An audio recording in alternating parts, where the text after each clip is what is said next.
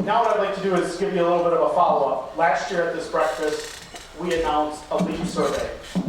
What that survey was to really reach out and work with local businesses and organizations to really understand the pulse. Understand kind of what was the pulse of the county. We had a great participation, support from the chamber, support from our local businesses. We had 488 organizations and individuals respond to our survey. And really want to give you kind of a follow-up as to what was the results that we looked at and kind of what is the next steps, what are we acting on.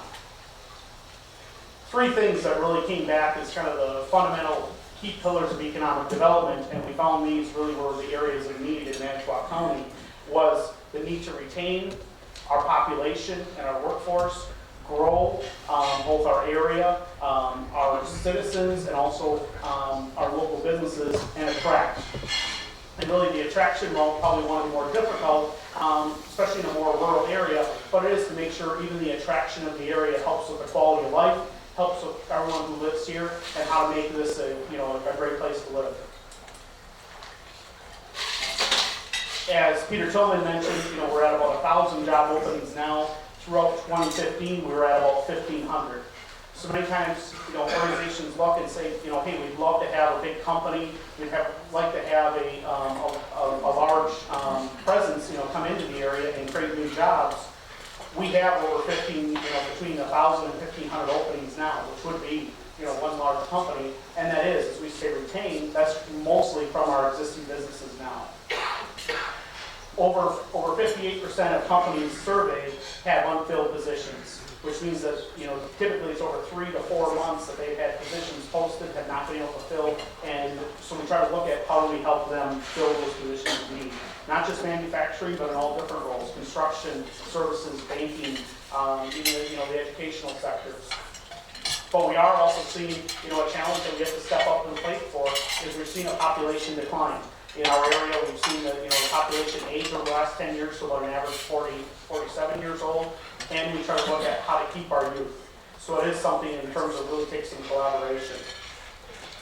One of the things is worked very closely with Lakeshore Technical College last year was with a training program to really help get the skills that we need and help work with students and those that need the employment training to get the training that they need to fill those positions. So something works very closely with Jill and Mike Lancer. But also really helping businesses understand what is the financing that's available. So really working with the local, state, and federal agencies to come in and understand how you can get financing from banks, credit unions, some great speakers, but also whether from the local municipalities, our revolving loan funds, or state and federal agencies. But another key part is really working with the entrepreneurs.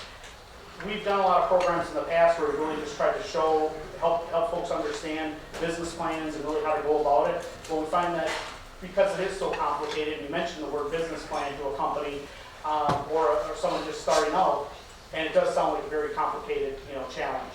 So we found that there's really a lot of support needed, and we work closely with the Small Business Development Center as well as LPC, and have done one-on-one training with entrepreneurs. And this last year we had 8 come through with completed business plans. Some of them locally here that are in attendance today. But another key thing was really looking at, we have a lot of folks leave our area, so how do we really focus on the qualities that we do have? We have a fantastic resource here in the water. Locally, I don't think that's a big understanding that we look at it as always the asset that it is, but how do we help advertise that from the outside?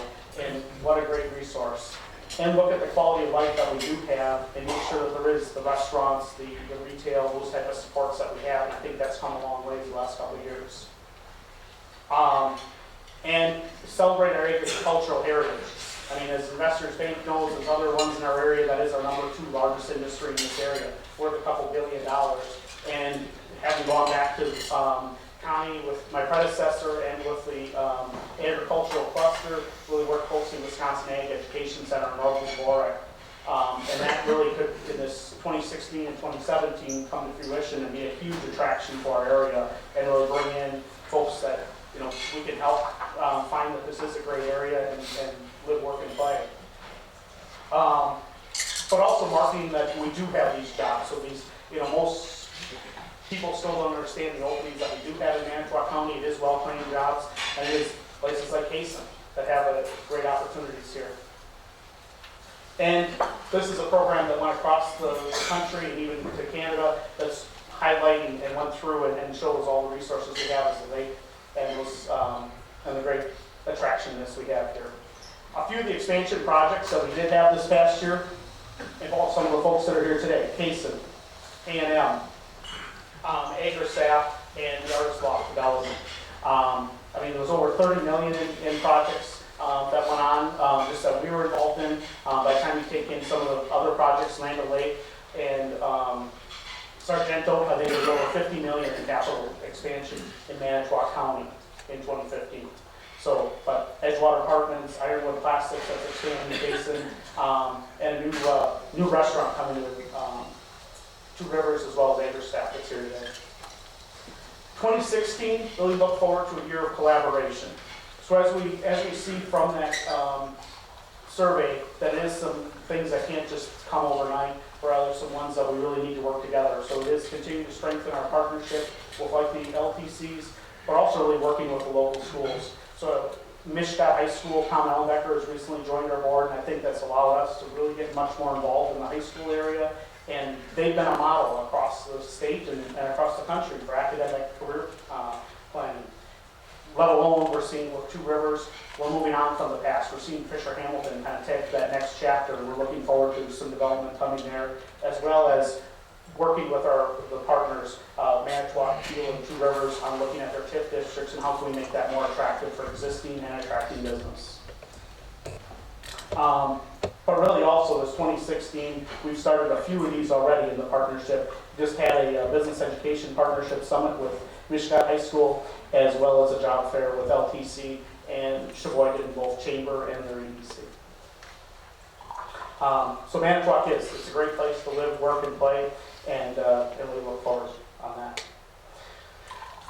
I'd like to, and before I hand it over here, is to really thank our investors. So as well as we have our sponsors here that have sponsored this event, there is those investors that have really helped us for the last 10 years, many of them, and as well as really look at key is making us viable as we are today. So as you look on your programs that you have here today, you look on our group here, you'll see those investors, and I really want to give a round of